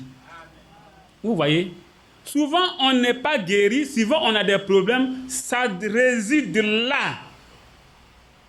Est-ce qu'on est obéissant? La dernière fois, je disais que c'est simple. Hein? Il y a des choses qui sont simples. Dans les choses de Dieu, il y a d'autres qui sont simples dedans même. Mais peut-être c'est parce qu'on ne comprend pas. Qu'est-ce qui a fait... qu'est-ce qui nous a déroutés? Qu'est-ce qui a fait sortir Adam et Ève du jardin d'Éden? Quel a été le premier péché? Quel a été le péché? Le premier péché, là même, c'est quel a été le péché? C'est la désobéissance. C'est parce que Adam et Ève ont désobéi à Dieu qu'ils ont, en mangeant le fruit défendu, ça veut dire qu'ils ont désobéi à ce que Dieu a dit. Donc c'est la désobéissance qui a fait qu'ils sont sortis du jardin d'Éden. Maintenant, si on veut retourner dans le jardin d'Éden là, c'est par quel chemin? C'est tout simple. Est-ce que c'est compliqué? Est-ce que là même pour c'est un enfant de CP un peu comprendre? Est-ce que c'est compliqué à comprendre? Soyons obéissants. Et puis c'est tout, on sera amis avec Dieu. En toutes choses, la parole de Dieu a dit, je m'attache à ça. Vous voyez? Tout à l'heure, on a chanté, que ça soit dans des difficultés, dans des problèmes, comme là, on doit pouvoir s'attacher à Dieu pour que Dieu puisse compter sur nous. Vous voyez? C'est tout simple. C'est pour cela que on pense que le salut, là, il faut faire de grandes choses. Il faut réussir à faire des exploits, avoir des révélations. Non! On n'a pas besoin de grandes choses, des choses extraordinaires, des choses grandioses. Non! C'est tout simple. Il faut avoir un cœur obéissant. Tout ce qu'on dit... Voilà Job. Quand Job, par exemple, il a dit que tout ce qu'on lui a dit, il a entendu là, il obéissait à ça. Et en obéissant à ça là, c'est ça qui a fait que Dieu pouvait parier sur lui. Dieu pouvait lancer un défi à Satan. C'est ça. Donc, ici, mes frères, si on a entendu la parole de Dieu et qu'on a compris et qu'on se convertit, ça veut dire qu'on savait qu'avant on désobéissait à Dieu. Mais maintenant, il faut lui obéir en tout. Alors, il pourra nous guérir. Donc, la question que je peux poser, est-ce que depuis qu'on a cru, notre obéissance avec Dieu a été correcte? Est-ce qu'on a obéi en toutes choses à la parole de Dieu, à ce que nous avons entendu? C'est ça la question, c'est ça le problème. Que Dieu nous aide. Donc, le Seigneur a insisté un peu là-dessus pour montrer dans Matthieu chapitre 7, le verset 24 Matthieu 7, verset 24, et puis on va lire le verset 26. Le verset 24, il dit, « C'est pourquoi quiconque entend ces paroles que je dis et les met en pratique sera semblable à un homme prudent qui a bâti sa maison sur le roc. » Voilà. Celui qui entend et puis qui comprend et qui met en pratique, c'est-à-dire il a compris, il y a un résultat. C'est l'obéissance. On dit, il est comme un homme prudent qui a bâti sa maison sur le roc. Verset 26. Mais quiconque entend ces paroles que je dis et ne les met pas en pratique sera semblable à un homme insensé qui a bâti sa maison sur le sable. Alors, chacun se juge. Chacun se juge. Est-ce qu'on est sage ou bien on est insensé? Sachons bien que les 10 vierges attendaient l'époux. Seuls les sages sont rentrés dans la salle des noces. Les insensés, les folles, se sont retrouvés dehors. Alors, si on est sage, si on a ce qu'on a écouté, on met cela en pratique, ça veut dire qu'on est sage. À coup sûr, nous rentrons dans la salle des noces. Mais si on peut balancer comme ça, on peut nous faire plaisir, oui, on peut se faire plaisir, mais on est enfermé dans l'église, cette église-là, dans cette assemblée, on s'est enfermé. On nous défendait de ne pas boire. Allons nous réjouir un peu dans les maquis. Allez-y, faites bien, réjouissez-vous. Sachons que un jour viendra où, au moment où le verre sera à notre bouche, qu'on va apprendre que l'enlèvement a eu lieu. Ah, comment? On dit quoi? Tu vas déposer. On dit quoi? Attends, je vais appeler telle personne, on appelle. Son portable sonne, on ne décroche pas. On dit, attends, je vais appeler tel. Le portable sonne, on ne décroche pas. Là, on va attraper ta tête, on dirait que c'est vrai. Non, on ne dirait pas que c'est vrai. C'est vrai. Que Dieu nous bénisse. Donc, ici, Jésus nous montre que ce que nous entendons, ce que nous comprenons là, nous devons mettre ça en pratique. Et c'est ça qui nous blanchit, c'est ça qui nous rend purs, et c'est ça qui nous rend saints. L'obéissance. J'ai souvent lu dans 1 Pierre chapitre 2, le verset 22, qui nous montre que c'est l'obéissance qui purifie notre âme.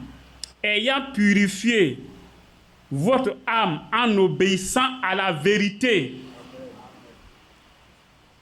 Ce qui peut purifier l'âme, c'est l'obéissance à la parole de Dieu.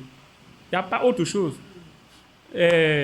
L'autre là, Ésaïe 2, verset 22, nous dit que ce n'est pas avec du nitre, ce n'est pas avec de la potasse, ce n'est pas avec du détergent.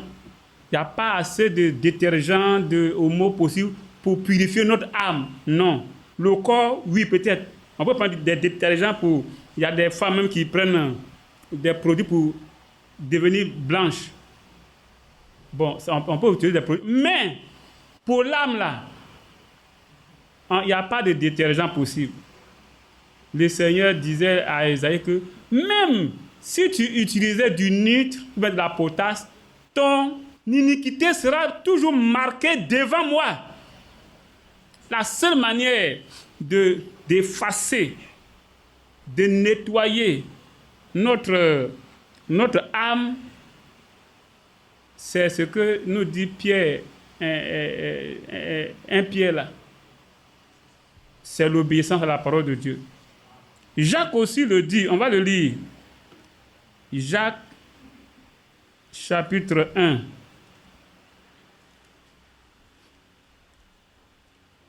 Jacques, chapitre 1.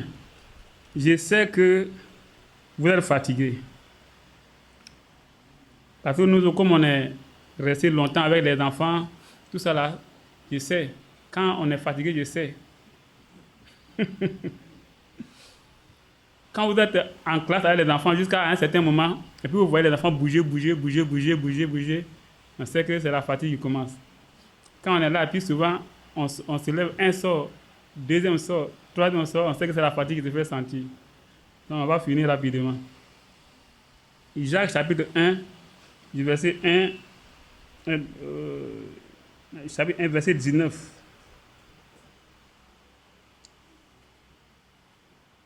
Ici, on dit, sachez-le, mes frères bien-aimés, ainsi que tout homme soit prompt à écouter. Vous voyez, prompt à écouter. Quelqu'un parle, prompt à écouter. Mais prenons garde à la manière dont nous écoutons. Lent à parler, lent à se mettre en colère, car la colère de l'homme n'accomplit pas la justice de Dieu.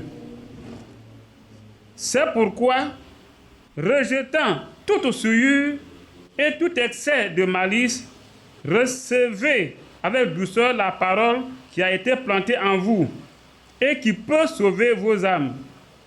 Verset 22. Mettez en pratique la parole et ne vous bornez pas à l'écouter en vous trompant vous-même par de faux raisonnements. Car si quelqu'un écoute la parole et ne la met pas en pratique, il est semblable à un homme qui regarde dans un miroir son visage naturel et qui, après s'être regardé, s'en va et oublie aussitôt qui il était. Ça là, c'est pas folie. Quelqu'un qui a regardé le miroir, il a vu son visage, et puis après, il ne sait plus qui il est. Il a dit que celui qui regarde, qui écoute la parole, puis qui ne met pas en pratique, là, il est comme celui-là. Vous voyez? Alors ici, la parole de Dieu nous met en garde. C'est-à-dire la parole de Dieu nous demande de mettre en pratique ce qu'on entend. On écoute, on entend, on comprend dans le cœur. C'est là aussi que beaucoup de choses se passent. Parce que là, on peut fermer le cœur pour ne pas comprendre. Tous ceux qui ferment leur cœur, ce sont les méchants. Daniel le dit. Paul l'a dit aussi. Il a dit aussi à Timothée, les imposteurs, ils ne vont pas comprendre. Ils vont avancer toujours dans le mal. Ils vont égarer les gens, eux-mêmes étant égarés. Que Dieu nous préserve de ces choses. Donc c'est là que maintenant, je vais lire quelques passages de ce que le messager nous a dit ici, et puis on va terminer. C'est « Soyez certains de Dieu ». On va commencer à la page 4, on va sauter quelques paragraphes, et puis on va terminer. Ici, le messager va nous dire ces choses-là. Il dit, on pourra me demander d'expliquer ce que je viens de déclarer, disant qu'il s'agit là d'un tableau tout à fait comparable à aujourd'hui. Peut-être ne nous considérons pas comme des adorateurs d'idoles, mais nous le sommes. Et le gouvernement souscrit à cela.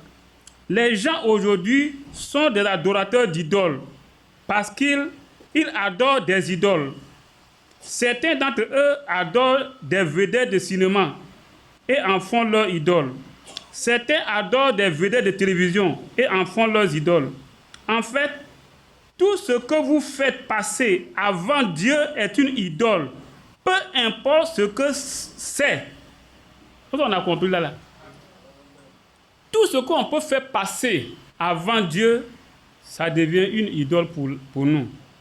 Si c'est l'argent on fait passer avant Dieu, c'est une idole. Si c'est la boisson on fait passer avant Dieu, c'est une idole. Quoi que ce soit, c'est une idole. Le paragraphe 11. Il dit, Satan, notre grand adversaire, est tellement astucieux qu'il place parfois même l'église avant Dieu. Vous pouvez avoir une grande église. Peut-être est-ce un grand édifice, ou peut-être une grande dénomination, et peut-être même est-ce une grande congrégation, mais ne laissez rien passer avant Dieu dans votre cœur. Tout ce qui passe avant Dieu est une idole. Vous comprenez? Donc voilà une chose qui est dite ici, nous ne devons rien passer dans notre cœur avant Dieu. Il continue. On va sauter pour arriver au paragraphe 19. Dit la présence de grands biens matériels ne reflète pas toujours la volonté de Dieu. Dieu fait pleuvoir sur les justes et sur les injustes. Mais ce dont le monde a besoin aujourd'hui, ce n'est pas d'une foi illusoire, d'un bluff spirituel. Aujourd'hui, nous avons une foi illusoire, un bluff spirituel. Il dit que c'est parce qu'on n'a pas besoin de ça. Oui, j'ai parlé avec le frère Franck. Oui, j'ai mangé avec le frère Branham. Oui, j'ai chassé avec le frère. C'est vrai. Il y a d'autres même. Le chapeau qu'il portait, ils ont acheté un chapeau semblable. Ils portent de la même manière que lui. On peut imiter toutes ces choses-là. Hein. On peut même aller à la chasse. Comme il aimait la chasse, bon, on fait aussi. On peut imiter tout ça, là, c'est bien. Hein. Maintenant, là, on fait passer les prédications qui sont terminées par des séances de guérison. Maintenant, venez faire ça aussi. Venez faire ça aussi. Là, on saura. On veut l'imiter en tout. Venez imiter ça aussi, on va voir. Et puis, des gens qui vont être là, puis on va dire que ce que tu dis là, c'est la vérité. Oui, effectivement, j'ai été opéré 3 fois. Alors, ça n'a pas de succès. Alors, je suis venu à la prière. Et puis, il va dire que tu es guéri. Puis, on va voir si la personne, les mains, on va voir s'ils vont se lever. Vous comprenez? Quelquefois, il y a certaines choses, quand moi-même je rentre dedans, ça fait ma bouche. La parole de Dieu est claire pour dire que voici les miracles qui accompagneront ceux qui auront cru. En mon nom, en mon nom, en mon nom. Et puis quand je vois des gens qui sautent, qui vont, je dis, mais on peut te fermer la bouche tout de suite même. Je peux te dire que tu ne crois pas, tu n'es pas un croyant. Je peux l'affirmer, puis tu vas me dire que non, je suis croyant. Il va dire, bon, voici les miracles qui accompagnent ceux qui auront cru. Si tu es un croyant, là, montre-le que ce passage-là, que ça soit en pratique, mais on va voir. La bouche est fermée. On peut se faire passer pour les remplaçants de frère Branham, pour le remplaçant de frère Franck, pour le remplaçant de cela. Mais est-il que c'est pas vrai? Dieu a donné à chacun son rôle, un talent. Et cherchons à demeurer dans ce que le Seigneur nous a donné, nous. Et puis marchons avec ça. Vous voyez, les techniciens, ils sont là, ils ont leur talent, ils ont fait. Si on me met là-bas tout de suite là, ceux qui sont à l'étranger ne vont même pas suivre même. Parce qu'ils ne savent même pas quel bouton il faut toucher.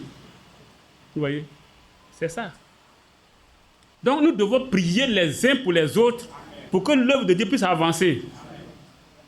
J'ai vu quand même quelque chose, là, que la nature, j'arrête un peu la lecture, puis je vais dire. Ici, vous êtes en ville, vous ne voyez pas tellement ça. Mais nous qui sommes au champ là-bas, dans le champ, il y a un fromager qui a ses racines en terre. Il peut y avoir les avocatiers, les cacaoyers, d'autres arbres qui ont leurs racines. Tout ça, c'est mélangé dans la terre. Il peut y avoir un citronnier même, et puis un avocatier, tout ça, les racines sont mélangées dans la terre.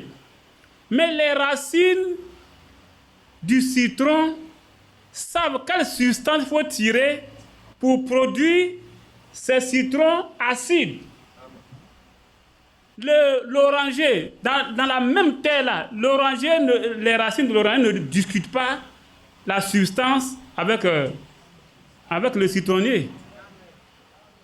Il tire sa substance qu'il faut, et puis lui il produit ces fruits qui sont semblables au citron, mais qui sont sucrés. Vous voyez? Mais c'est nous les hommes là, on lutte. Hein? Comme lui il porte du fruit sucré, c'est le citronnier qui parle. Hein? Comme lui il porte du fruit sucré, alors je vais chercher aussi à lutter pour porter des fruits sucrés, mais tu n'es pas fait pour porter des fruits sucrés. Toi tu es fait pour porter fruits acides.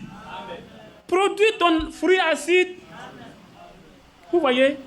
Frère, voilà ce qui se passe. Et puis dans les églises, là, il y a toujours mélange. Les animaux, les choses là, ils sont toujours plus avancés que nous. Le jour qu'on va comprendre que mon frère produit d'avocat beurre, je dois prier pour lui, pour qu'il puisse produire ses avocats beurre, et que l'autre produit ses fruits acides. Prions pour lui parce que, quelque part, la vitamine C, c'est important. On a besoin de ça aussi. Je dois prier pour lui. Le jour qu'on va comprendre ça, là, on aura fait un grand pas. Que Dieu nous aide. Donc, on continue.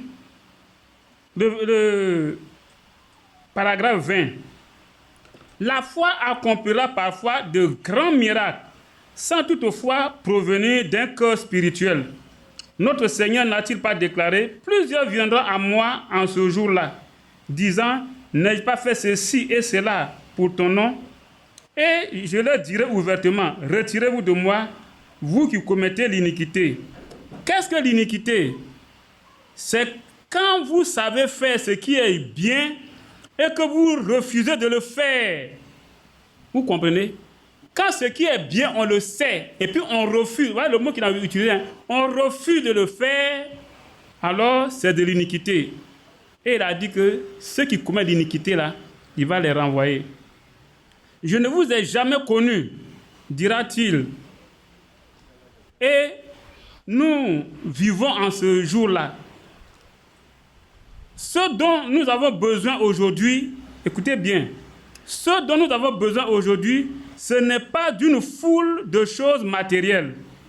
Nous possédons cela. Nous n'avons pas besoin de plus grandes églises. Nous n'avons pas besoin de plus grosses congrégations. Nous n'avons pas besoin d'une émission, de plus d'émissions à la radio et à la télévision. Il a pris ça le 1er janvier 1956. 56, oui. C'est le 1er janvier 1956 qu'il a prêché cette prédication. Soyez certains de Dieu. Nous n'avons pas besoin de plus d'émissions à la radio et à la télévision. Aujourd'hui, on nous dit qu'il faut écouter. Si vous écoutez 3 fois la semaine le serviteur fidèle prudent, vous irez dans l'enlèvement. Voilà une foi illusoire, une foi d'illusion qu'on met, on donne aux gens. Et on les encourage comme ça, là, et demain, ils vont voir l'enlèvement, ça va passer sous le nez, et ils auront les yeux pour pleurer. Voyez? Nous n'avons pas besoin de plus d'émissions à la radio et à la télévision. Nous n'avons pas vraiment besoin de plus de ces choses.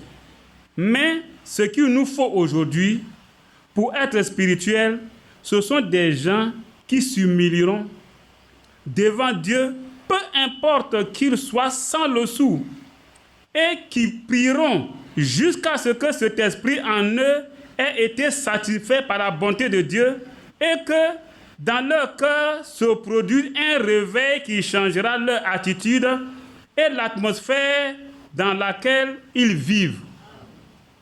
Vous voyez? Je reprends. Mais ce qu'il nous faut aujourd'hui pour être spirituel, ce sont des gens qui s'humilieront devant Dieu. Et entre parenthèses, peu importe qu'ils soient sans le sou.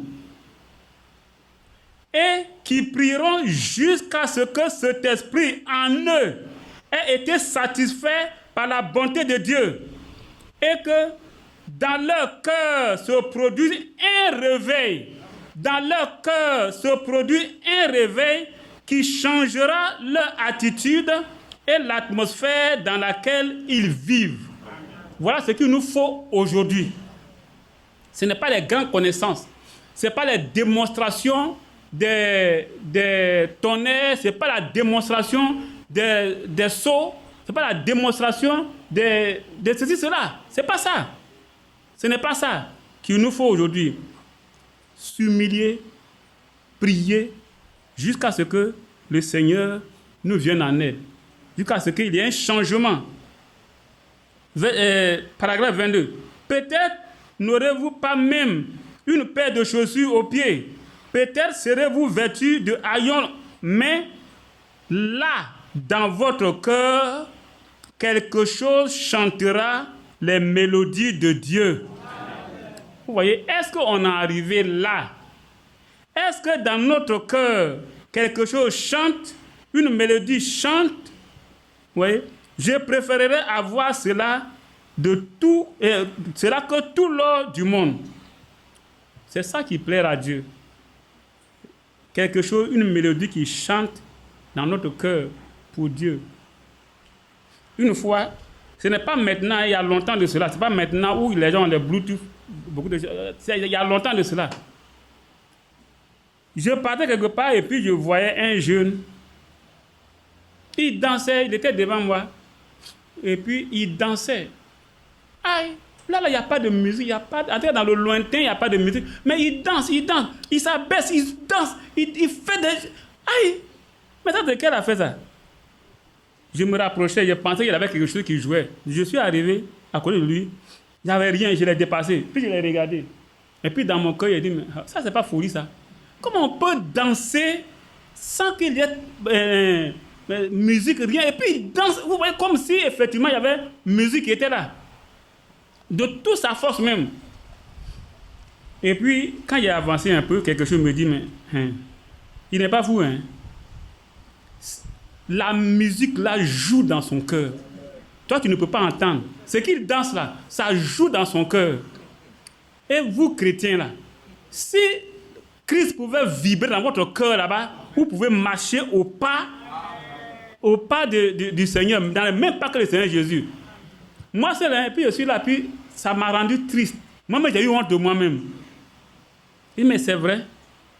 C'est effectivement, dans mon cœur, si les rythmes, mon corps battait au rythme des évangiles, de la parole de Dieu, si tout le monde pouvait faire, mais l'enlèvement allait déjà avoir lieu. Vous voyez? Et c'est à peu près ce que le frère a dit ici. Vous voyez? Là, dans votre cœur, quelque chose chantera les mélodies de Dieu. Je préférerais avoir cela que tout l'or du monde. Il continue.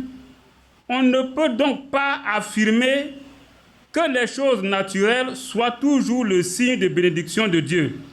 David parla au Seigneur, lui disant avoir vu le méchant s'étendre comme un gros arbre verdoyant. Ça, c'est dans Psaume, je suis allé chercher, c'est dans Psaume 37, verset 35, où David a dit qu'il a vu les méchants s'étendre comme un arbre verdoyant. Il a dit il prospère. Le méchant, il n'y a rien. Et l'autre là, il pouvait le dire aussi dans Psaume 73. Dans le Psaume 73, le fils de Corée, je crois, il pouvait aussi dire que ils ne sont menacés par aucun mal. C'est-à-dire, ils sont toujours en bon point. Ils font le mal. Ils racontent. Ils racontent toutes sortes de choses. Ils se moquent de Dieu. Et puis, ils sont là, ils sont en bon point. Et rien ne leur arrive. Asaph. Voilà, Asaph. Le prophète Asaph. Il a dit que voilà, ils sont là, qu'il a porté envie même à ces méchants-là. Et finalement, il a dit que mais si je parlais comme eux, je trahirais la rate de tes élus. Et il allait même chercher à les imiter, mais au chapitre Psaume 73, le verset 17, il a dit que quand il est rentré dans le sanctuaire de l'Éternel et qu'il a considéré la fin des méchants, il a vu que non, pauvreté est mieux. Manger pain goyo là, c'est mieux. Vous voyez, être sans le sou là, c'est mieux. Parce que quand il a vu la fin des méchants là, il a préféré rester dans sa position. Donc le messager dit ici, David en parla au Seigneur, lui disant avoir vu le méchant s'étendre comme un gros arbre verdoyant. Mais Dieu lui dit, as-tu considéré sa fin? As-tu considéré la fin de ce méchant-là? Peu importe que nous portions de bons vêtements et que nous ayons beaucoup à manger. Ce ne sont que des choses qui vont dans la présence de Dieu. Le corps qui nous abrite se détériore peu peu importe comment il est traité, mais cette âme à l'intérieur de l'homme, cet état d'esprit, voilà ce qui s'introduit dans la présence du Dieu vivant. Vous voyez, je reprends. Ce corps qui nous abrite se détériore, peu importe comment il est traité, mais cette âme à l'intérieur de l'homme, cet état d'esprit, voilà ce qui s'introduit dans la présence de Dieu, du Dieu vivant. Donc nous devons plus prendre soin de notre âme que de notre corps. Voilà ce qu'il veut dire. Maintenant, pour finir, le paragraphe 25, il dit « Et le Dieu du ciel est encore le même aujourd'hui. Tous nos efforts et ces grandes choses que nous essayons de faire, Dieu ne sera jamais satisfait par autre chose qu'une vie entièrement sanctifiée devant lui. » Voilà ce que Dieu nous demande. Il ne nous demande pas d'aller écouter 3 fois par semaine. Il ne nous demande pas de... Mais le peu que nous avons entendu là, est-ce que nous marchons avec ça? Est-ce que nous obéissons à ça? Voilà la question. Vous voyez? Est-ce que nous lui sommes agréables? Autant de questions que chacun de nous devons nous poser. Depuis que je suis venu dans ce message, est-ce que j'ai réellement compris quelque chose? Est-ce qu'en réalité, j'ai compris vraiment quelque chose? Et ce que j'ai compris là, est-ce que ça passe dans mes membres? Est-ce que ça passe dans mes actes? Est-ce que je mets ça en pratique? Est-ce que j'agis conformément à ça? Autant de questions. Ce n'est pas une foi, on ne doit pas faire du bluff spirituel, se faire passer pour être spirituel, tout ça. Non, ce n'est pas ça. Vous voyez? La vie même de l'individu, de chacun de nous, doit pouvoir témoigner. Vous voyez? Et Dieu même doit être satisfait de nous, de notre comportement. Et on ne peut pas blaguer quelqu'un si on présente l'apparence. Je peux présenter l'apparence à vous tous. Hein. Je peux présenter l'apparence. Oui, Yapi, oui, il est bien, c'est un garçon qui est bien, c'est un monsieur qui est ici, cela. Et si l'intérieur là me pourrit là, je fais du mal à qui? Je fais du mal à qui? Toi-même. Je me fais du mal moi-même. Alors mieux vaut être sincère, honnête et franc. Que Dieu nous bénisse.